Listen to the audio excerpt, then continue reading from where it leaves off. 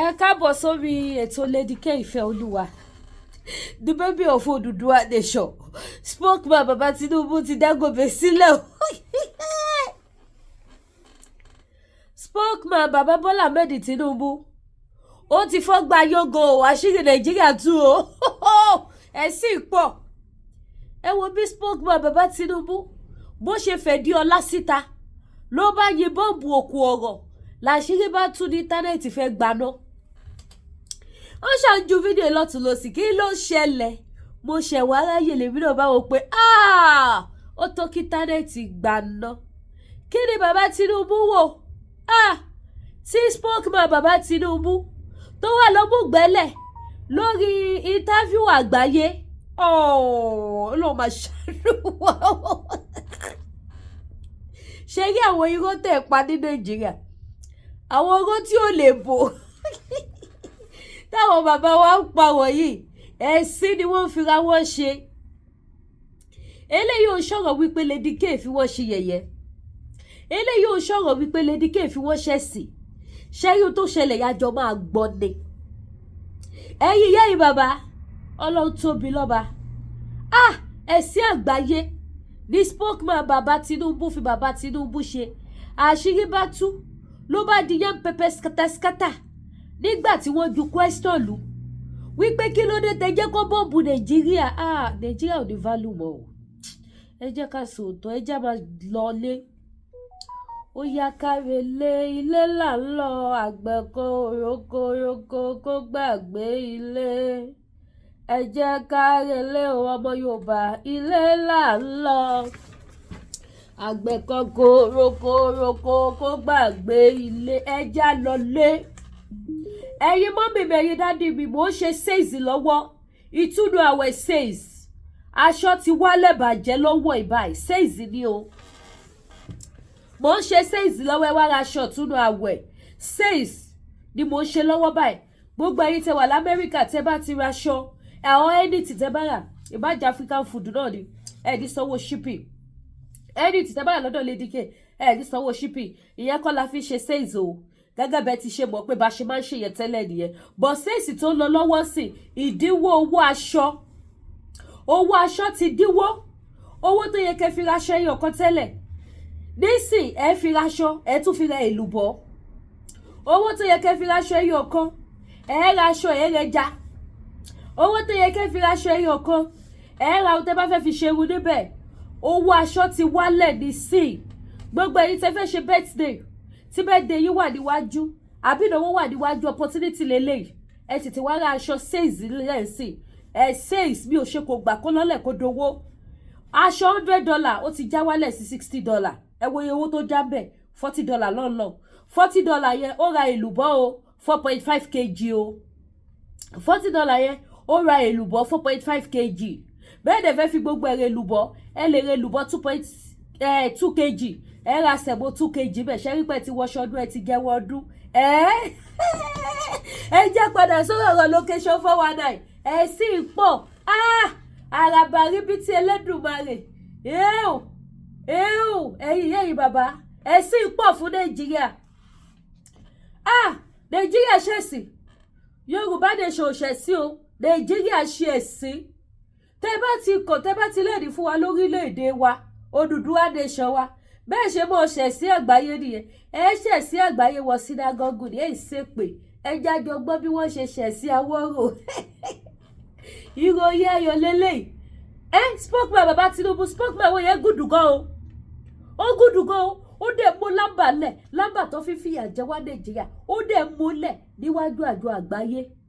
Bí wọ́n léèrè pé báwo lẹ ṣe ṣe tí Donald Trump fi wá bọ́ọ̀bù Nàìjíríà. Wọ́n ní Donald Trump bọ́ọ̀bù Nàìjíríà àjọmọ̀ àwọn ni. Ṣé bẹ́ẹ̀ ni Baba Tinubu ọmọ sí? Ẹyọ ọmọ Yorùbá tata. Ẹ má jẹ́ kó tán yẹn já máa lọ lé. Ẹ bá ṣe ètò. Ẹ máa gbọ́ wíríwíri. Tá bá sọ fún wọn pé báyìí ni wọ́n máa ní bẹ́ẹ̀ kọ́. Asọ́dúnlẹ̀ sọ. Ẹ ti lè rojọ́ jù. Ẹ ti lè ṣe dísì jù. Ẹ ti lè ṣe dátì jù. Ṣé bóun ni wọ́n fún ara wọn tó àṣírí? Nígbà táwa sọ wípé ẹ jà fúnra o. Báwo ni Donald Trump ṣe máa gbórí wọlé lẹ́ẹ̀kan náà? Tó dẹ̀ bá wá bọ́ọ̀bù Nàìjíríà ní December 26.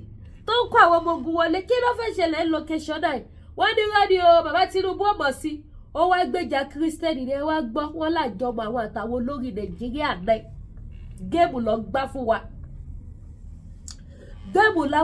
wa ẹ wá gbọ́ bí gbogbo ẹ ṣe ṣẹlẹ̀ ẹ bá wa share ẹ jẹ́ káwọn èèyàn gbọ́ Nigeria is a failure country bí ní mi ò sọ bẹ́ẹ̀ Nigeria is not a good country anymore ojú gbà mí sí pé mo jọmọ Naija ẹ jọ ẹ wá ra jewelries ẹ wá gbogbo nǹkan tẹ́ fẹ́ fi ṣọdún kí tètè báyìí sèǹdì ẹ̀ báyìí ká gbé ní express kó débẹ̀ kẹ́ tó ṣọdún ó yá ẹ wá bá wa gbọ́ ó lẹ́tìkẹ́ ó lágbára yéye eléyìí lọ sí pé wípé ó ká màmá yéye ó kọjá bẹ́ẹ̀ ó mú yes ó yá à gbọ́ sọ̀rọ̀ sókè.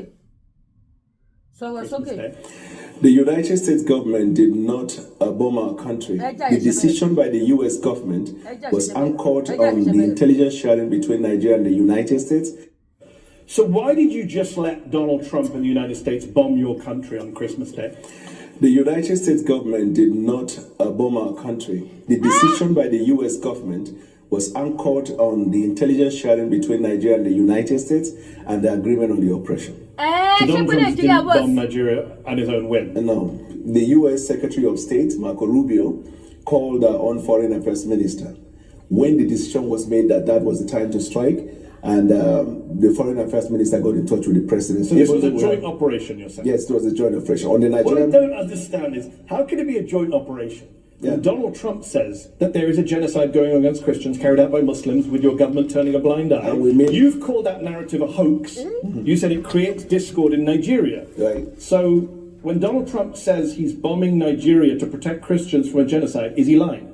We both disagree as to whether the so-called genocide in Nigeria was against Christians. We believe that it is a targeted killing by insurgents, Boko Haram bandits, and all of these criminal elements against the people of Nigeria, Christians, Muslims, and those who have not identified with any religion. Donald Trump believed in his Christians. We now felt, rather than arguing about whether it is against Christians or not, there is one area we both agree, that we have a joint interest in the fight against terrorism. But you're fine with the fact that his motivation is something you disagree with. You think it's a hoax? Yes, because... So when Donald Trump says there is a genocide against Christians in Nigeria, is he telling the truth? It is a half-truth, in the sense that, yes, Christians have been affected, but the whole truth is that both Christians, Muslims, and those who have not identified. I said the narrative of Christian genocide was a hoax. That's his opinion. Everybody's entitled to it. Is he right or wrong? We believe there is a targeted killing of all Nigerians. Evidence has shown.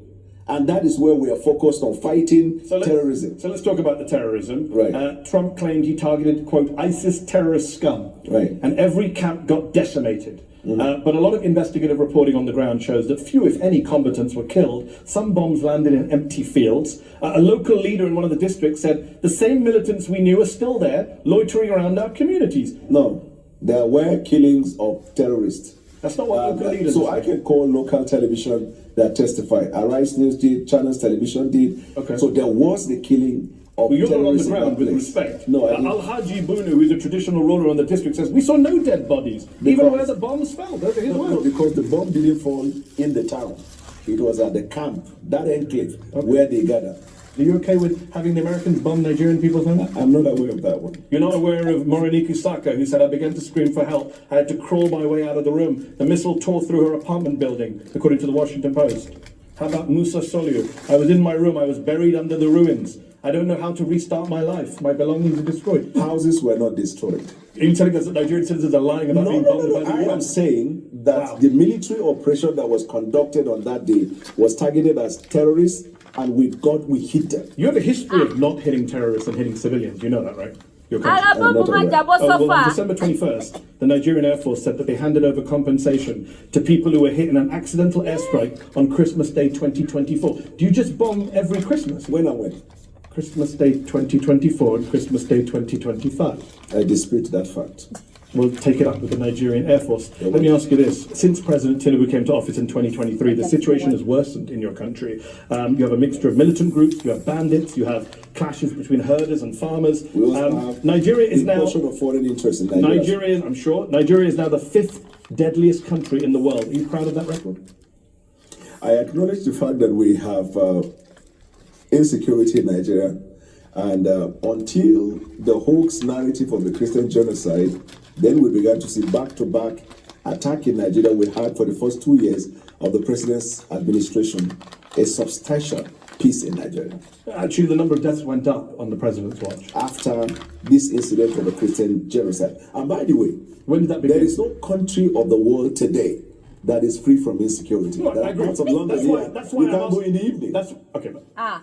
we're not bombing London to root out militant training camps. But you have had so many of the bombing on behalf of the Let's United just Kingdom put this by in the United context here, States. since you're making rather spurious comparisons. the context is 11,000 people were killed in conflict in Nigeria in 2025. That is up from 8,700 in 2023. That is a 26% increase in the number of Nigerians killed since your party and your president came to office. That's a pretty awful record. It's awful. Wọ́n And ti we're wọ́n fighting jọba bàbá hard day and Tinubu. night. That's one of the Ẹ wá la reasons why jẹ́. the president traveled to Turkey, where we had bilateral agreement to deal with insecurity. That's why we are cooperating with the United States of America.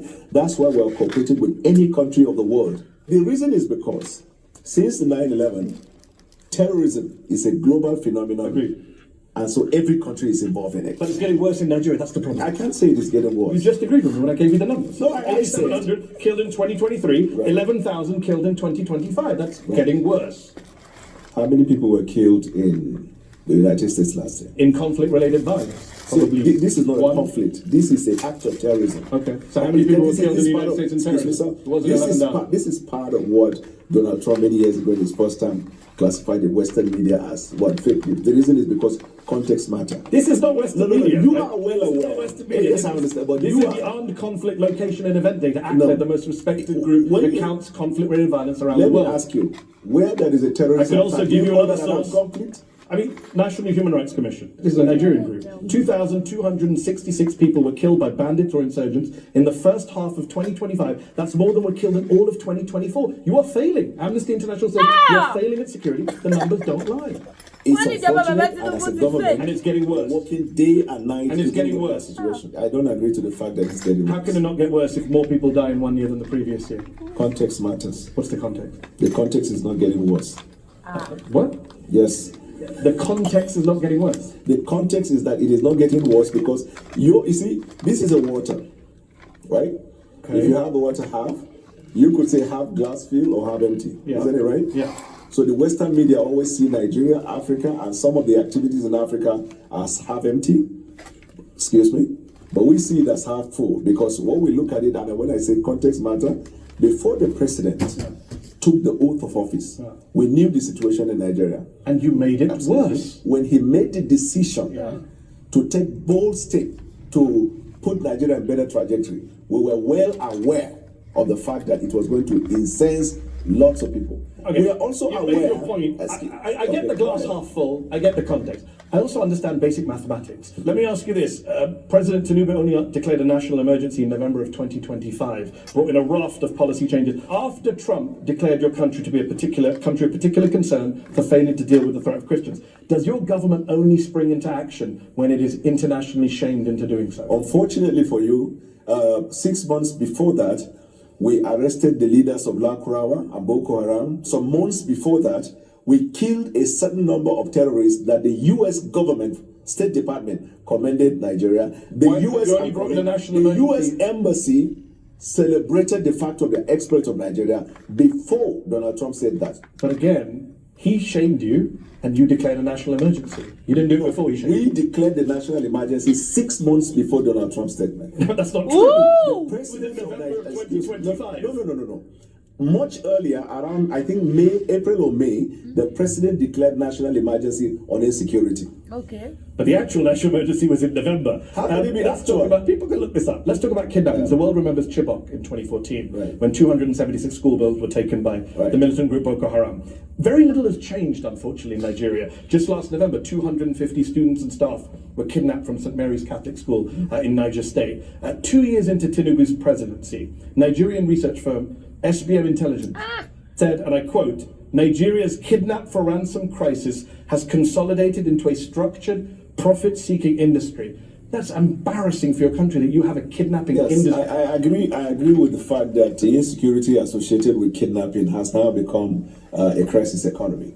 But much more than that, I know of our government's effort in dealing with that insecurity. If you have a little understanding of the nature and the boundary and the geographical measurement of Nigeria and the tendency for insecurity to come in, then you will understand that we're fighting a hydra-headed insecurity situation. With respect to the kidnapping of children, the government has taken measures already. We've introduced what we call Save the School, where students and schools that are in remote places where there is no security are brought back into state capital where they get the education that they need. But Nigerian people don't believe you. 2 out of 3 Nigerians say that Where did you security... get that information? Africa Barometer, May of 2024, 2 out of 3 Nigerians say security agencies are handling the abduction of Nigerians fairly badly or very badly. 1 in 3 Nigerians say they personally know someone who's been kidnapped. Yeah, you have These a are stunning still- statistics. Amnesty, Human Rights Watch have lined up to say that you have allowed impunity to flourish, you have failed to apply lessons from previous attacks, damning indictments of I your put it security. to you, that's not what they said. That's That not what is Amnesty not said? what yes. I've Amnesty, literally got the quote right here. cut it. The authorities' failure has allowed impunity to flourish and the killings to spread to many parts of the country. Source. Amnesty International, February 8th, 2026. Well, I'm not aware of that one. You're not aware of that one. Oh, that one At is the yeah. weekend, I'm aware. At the weekend, you put out a video to music of you and a team researching and prepping for this show. And yet every time I've asked you something, you say, I'm not aware of that. What were you researching in that video? You're really funny. Let me tell you Ask you a this. serious question. Amnesty International, you asked me for a source, I read out the source. You asked me for a date, I read out the date. What's your response other than picking up glasses of water? No, Amnesty has a history of calling everything bad. Okay. I I want think to ask you, that's what every authoritarian government in the world has what said. is Amnesty's report about the US? Bad. Not just bad, you didn't use the word bad, you read. Yeah, what very did it bad. say? Governments who do bad things, they all criticize human rights groups. No. Yeah, they do. I I do dispute this that. for a living. Let's ask about corruption before we go to our panel who are waiting patiently here. Transparency International, they say systemic corruption continues to plague the defense sector, causes a major hindrance to security. President Tinubu said in August, there is no more corruption in Nigeria. That's a ridiculous thing to say, is it not? We investigated a case of corruption, not just in the defense, but anywhere in government. This administration has had lots of people who are in government, either sacked or investigated and being prosecuted. The resolve of our administration in dealing with corruption is obvious. Why and did he it's say there's open to no the more world. corruption? You probably read him out of context. Read No, the I didn't. No, read exactly what he said. You're cherry picking. How can someone just stand and say there is no corruption in Nigeria? It What is was the getting context? clearer to the people. We have more money to the economy and no more corruption. Full stop, close quote. Good. So this is the context. He was communicating to the people about the exploit we're having as a result of the decision to remove fuel subsidy. We dealt with the question of corruption in the oil industry. And that's not what he said, but okay, he didn't say anything about the oil That's why I industry. say context matters. Well, you can't just make up the context. He didn't say no. anything about the oil industry. He said we have more money to the economy and no more corruption. In fact, he was criticizing Nigeria for this. Last question on this. How can Nigerians take Tinubu seriously on eliminating corruption when he appoints someone like Abubakar Bagudu as Minister of Budget and Economic Planning, a man who, according to the US Justice Department, with others, embezzled, misappropriated, defrauded and extorted billions with a B from the government of Nigeria under the dictator Sani Abacha. ẹ̀yin ìyá mi ẹ̀yin bàbá mi ẹ̀yin kó gbẹnu tán orílẹ̀-èdè tó wà nínú ọ̀lù yẹn kì í ṣe orílẹ̀-èdè mẹ́wàá orílẹ̀-èdè ọ̀tọ̀ọ̀tọ̀ọ̀tọ̀ ló wà nínú ọ̀lù yẹn mi ò mọ̀ bóyá rí fídíò yẹn wò dáadáa àwọn òyìnbó yẹn dẹ̀ ń gbọ́rọ̀ ẹnu spokesman bàbá Tinubu wọ́n dẹ̀ ń mérí báyìí wọ́n dẹ̀ ń rẹ́rìn pé ṣé country lẹ́ni wá represent ṣá ṣé ọ̀rọ̀ ni wọ́n ń sọ yìí ẹ̀yin ìyá yìí bàbá Elédùmarè á ṣàánú wa ẹ wo bí màá yẹn ṣe ń ju question yẹn lu spokesman bàbá Tinubu ẹ wo àwọn nǹkan tó ń jáde ní ìgboro ẹnu wọn ẹ wá ní Nàìjíríà ò tí ì lọ ẹ jọ Iléyá says ìtúnu àwẹ̀ says ń lọ lọ́wọ́ ẹ wá rajà kí má kàn ṣàìgbé wá fẹ̀yìn tẹ́gẹ́ ti tèmi náà lórí platform Lady K pé kẹ́yìn náà wá gbọ́ o bí wọ́n ṣe lọ ṣẹlẹ́yà àgbáyé bí wọ́n ṣe fún ara wọn fẹ́ dí ara wọn síta how come tó jẹ́ wípé nígbà ìjọba Tinubu wọ́n tún bá wọn ka iye population èèyàn tó ti kú. Máa yẹn sọ fún spokesman bàbá Tinubu wípé regime titi yìí is a failed regime. Regime wọn yóò fail. Within 2 years, ọba wọn ka iye population ibi tó ti sọnù. Wípé ṣé ẹ̀yin improve sí ni? Àwa wí tán, bàbá Tinubu sọ pé kò sí kankan tó ṣẹlẹ̀, this and that. Ẹ má gbàgbé o, wípé ní I think it's last year, last chopper year, ni bàbá Tinubu náà lọ fèsì gbogbo àgbáyé. Tí bàbá Tinubu sọ wípé ìjọba ti tàwọn yìí ni everybody enjoy jù ní Nàìjíríà. Tó mú peace, joy, everything good tó mú wọlé sórílẹ̀-èdè Nàìjíríà. Wípé àwọn Nigerians wọ́n praise àwọn ni wọ́n dẹ̀ gbádùn sí.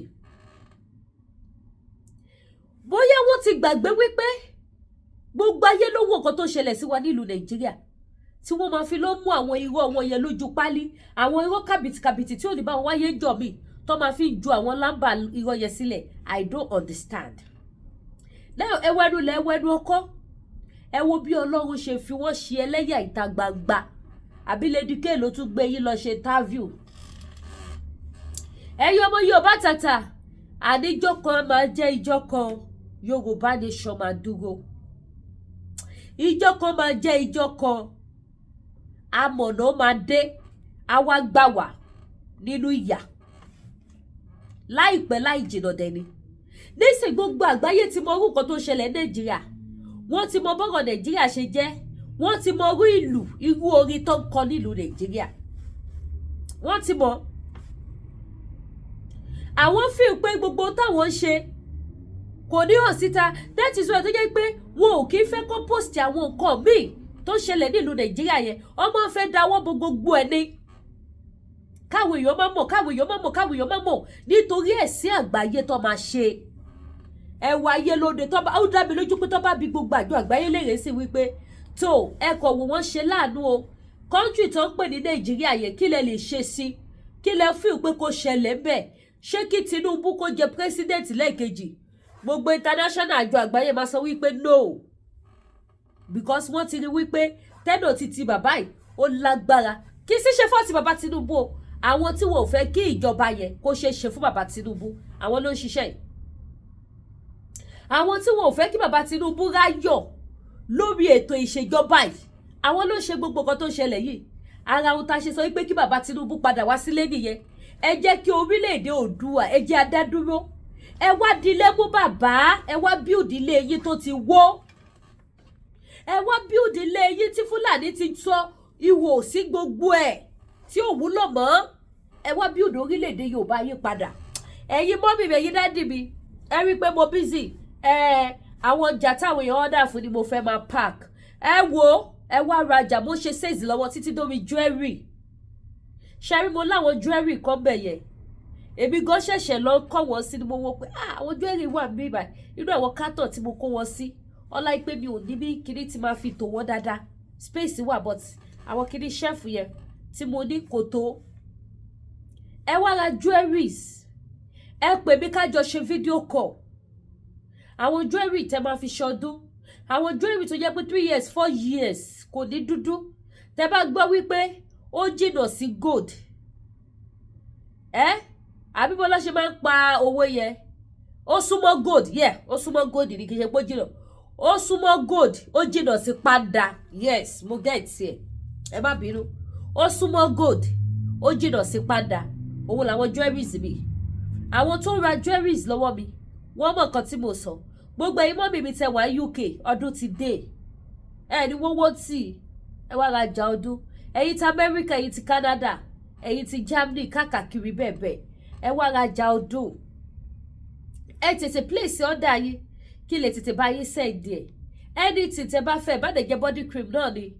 Ẹ wo, mo ní face soap kan níbí báyìí. Lady yóò ṣọmọ country wa.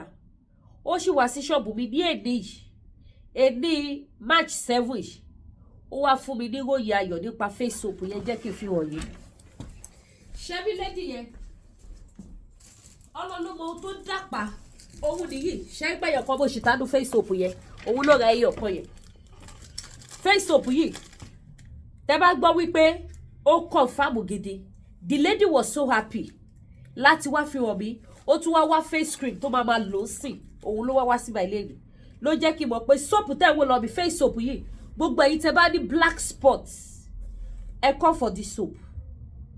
Tẹ́mi gan bá lo face soap mi tán. Èmi gan máa lo soap yìí because lady yẹn sọ fún mi pé òun ti lo nǹkan lóríṣiríṣi. Gbogbo wájú orí ẹ̀ báyìí ó dàpá dúdú. Wá báyìí ó ní gbogbo ẹ̀ lójú. Ló fi wọ ṣọ́ọ̀bù mi níjọ́ yẹn. Customer mi ló máa bá mi rajà dáadáa especially bread. Ọmọ Africa náà ni but kì í ṣe ọmọ country wa kì í ṣe Togo bí Tanzania bí nǹkan yẹn ní lady yẹn. Mo wá ní kó lọ try face soap yìí wò. Tó bá ti fẹ́ lò kó kọ́kọ́ fi pa ojú later kó wá wẹ̀ dànù. Ṣẹ́gbà tó débi by lady she was just praising me. Èmi náà wá fi mọ̀ pé yes. Ó lóun ti lo nǹkan lóríṣiríṣi sí àpáyẹ. Àpáyẹ ti mọ́ o. So ẹ̀yin mọ́mì mi ẹ̀yin dádì mi gbogbo ẹ̀yin tẹ́ ní black spot lójú. Ẹ wá ra carrot soap pẹ̀lú oil tẹ́ máa lò sí wà. Gbogbo spot black yìí yẹn ó máa clear dànù. Mo láwọn nǹkan tẹ́ máa lò bí báyìí tó mú yes. So ẹ pè mí kí bá yín send anywhere tẹ́ bá wà. 5 péré ló wà just 1 pack of this soap ni mo ní. So 5 péré ló kù nù ẹ̀ ẹ̀yin tẹ́ bá yára kẹ́ tètè wá mú titi yín. Kẹ́ tètè wá ṣe kíni kẹ́ tètè wá mú titi yín kí tètè bá yín send kó tó tán. Ó dá gan. Lady yẹn tún sọ fún mi pé òun ti introduce ẹ̀ sáwọn ọ̀rẹ́ òun. They are still coming to buy. So ẹ tètè wá ra titi yín níbẹ̀ kó tó tán. Confirm ni ṣé tó bá ìṣẹ̀ṣẹ̀ àwọn nǹkan bẹ́ẹ̀ yẹn. Ó máa ń ṣe kíni ó máa ń wà òkè dáadáa gan. Ẹ ti mọ̀ rọ orílẹ̀-èdè tó ń ṣe gbogbo àwọn nǹkan wọ̀nyí. So òun nìyí this one is carrot soap. Carrot soap lélẹ̀. Mo ní carrot oil náà. Mo ní papaya soap. Mo ní papaya cream náà. Gbogbo àwọn cream wọ̀nyẹn bí báyìí ó wà lóríṣiríṣi. So ẹ pè kẹ́ order fún títí yín. Bákan náà èyí tẹ́ bá fẹ́ ra àwọn oúnjẹ ilẹ̀ wa. Èyí tẹ́ ra ìlùbọ́ lọ́wọ́ mi ẹ máa ní mo bójì ọmọ o. I'm proud of èlùbọ́ iṣu tí mò ń tà àti èlùbọ́ gẹ̀dẹ̀ mi. I'm proud of it because èlùbọ́ gidi ni. Mo dẹ̀ dúpẹ́ lọ́wọ́ èyí tẹ́ ẹ rà tẹ́ tún wá introduce sí àwọn èèyàn. Ṣẹ́rẹ́ èyí tẹ́ bá ní diabetes ẹ máa try láti máa jẹ èlùbọ́ gẹ̀dẹ̀. Ó máa help yín. Then èyí dádì ẹ sọ fún àwọn ọmọ mi kọ́ máa ro èlùbọ́ iṣu fún yín mọ́. Èlùbọ́ gẹ̀dẹ̀ ó tún máa help nǹkan ọmọkùnrin. Ó máa jẹ́ kó lè gba gidi dáadáa. Ó máa help nǹkan ọmọkùnrin láì lo oògùn. Èlùbọ́ gẹ̀dẹ̀ tẹ́ bá ń jẹ lámàlà ó máa help nǹkan ọmọkùnrin yín. So ó wà available bẹ́ẹ̀ bá ṣe fẹ́ sí ẹ̀yẹ pè mí sórí aago bàbá yín ship èlùbọ́ ránṣẹ́. Kò sí tẹ́ fẹ́ tí ó sì títí dórí àwọn pado yam wheat ẹ̀wà rice ọ̀fadà rice àti bẹ́ẹ̀ bẹ́ẹ̀ lọ gbogbo ẹ̀ ló wà ní Lady K African store. Now èwo ló tún kù tá ti polówó gbogbo èyí tí ẹ bá fẹ́ ra ọṣẹ àṣeyọrí lórúkọ Jésù àṣeyọrí la máa ṣe àdíṣàṣetì. Gbogbo èyí tẹ́ bá fẹ́ ra ọṣẹ àṣeyọrí ajẹ́bíidán tẹ́ máa ṣàṣeyọrí nínú gbogbo àdáwọ́lé yín nínú gbogbo nǹkan tẹ́ bá ń dáwọ́ yín lé báyìí ẹ mọ̀ ṣàṣeyọrí ó wà o. Ẹ kọ́ ra bàbá mi fífọ orí yín lásán báyìí kẹ́ bẹ̀rẹ̀ sí ní ṣàṣeyọrí lọ lókù. Orí yín lásán lẹ máa fi fọ. Ghana soap ni mo fi ṣe. Àwọn ẹlòmíì máa ní àwọn white soap yẹn ṣe kíní kan wọn kíní kan. That is why tó jẹ́ pé àwọn iṣẹ́ mi white soap wà Ghana soap wà èyí tẹ́ bá ti fẹ́ ni. So èyí tẹ́ bá need àwọn nǹkan spiritual products ẹ pè mí. Èyí tẹ́ bá need àwọn nǹkan back to sender arọ́bí àgbélépọ̀tà ìtúwọ̀ àwọn àgbà ó wà available. Ẹ need àwọn nǹkan ìyọ́nú ó wà available àti bẹ́ẹ̀ bẹ́ẹ̀ lọ. Èyí tẹ́ bá ti fẹ́ ẹ pè Lady K Ìfẹ́olúwa show ó wà available bí báyìí. Mi ní wá yín tí ojú òní tí yìí.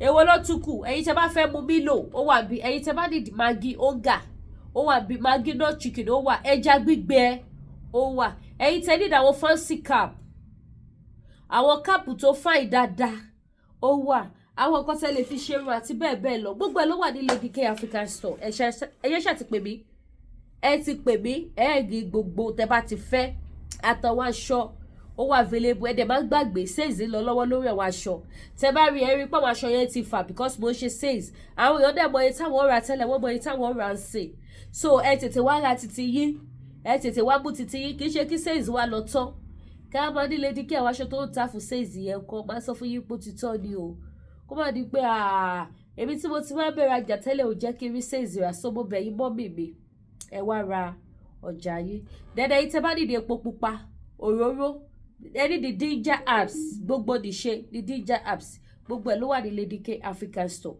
ojú òní tí yìí mi ò ní wáyé tì. Odùduwà nation no going back. No retreat, no surrender. No retreat, no surrender. Odùduwà nation now. Ẹ lè máa wọ́n pọ́nrọ̀ ẹnu ni. Ojú gbogbo wa ló máa ṣe nígbà tí orílẹ̀-èdè Nàìjíríà bá pé tí orílẹ̀-èdè Yorùbá bá dá dúró. Bí tí máa wà náà ní nílùú Canada tí máa gbé gbá ọpẹ́ ń tèmi. Ẹ̀yin tẹ́ bá lọ give up alálàlálá kò kayọ̀ka. Kò kàn mí o, ẹ bá give up o. Wípé kò sí ta fẹ́ ṣe mọ́ wọ́n Nàìjíríà ni èmi ò bá yín give up wẹ̀ o. Èmi give up pé kò sí kan tó jẹ́ Nàìjíríà mọ́. So bó ṣe jẹ́ nìyẹn. Ẹ ṣe gan ire o.